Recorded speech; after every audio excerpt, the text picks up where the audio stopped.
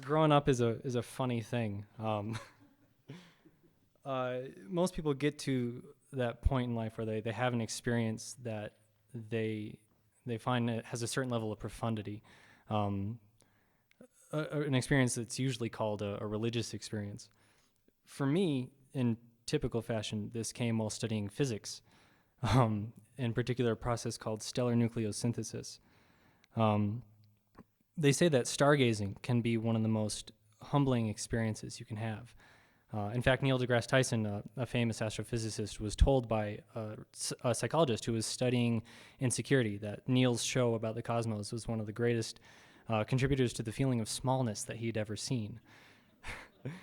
And it's because when you look up at that night sky, you see how unimaginably vast and distant and incomprehensibly strange the universe really is.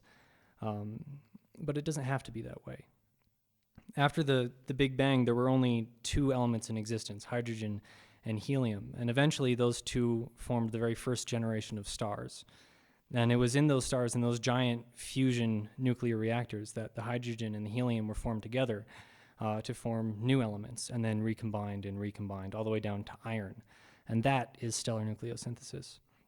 But when it gets to iron, the star can't use it anymore, can't use it as a fuel, so it just collects in the center of the star. It's the densest element, so it collects there, and it gets bigger and bigger in this giant ball of molten iron, and eventually the star can't take it. The gravitational pressures are too much and is running out of fuel, so it collapses and then explodes in a supernova.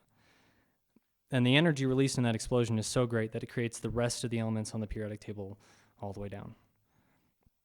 So when Carl Sagan says that we are star stuff, he's not being poetic.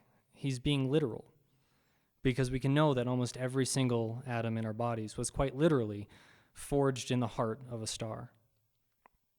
So when you look up at the night sky and you see how distant and strange and impersonal it is, you can feel a sense of kinship, because your ancestry lies in stars exactly of the kind that you're looking at.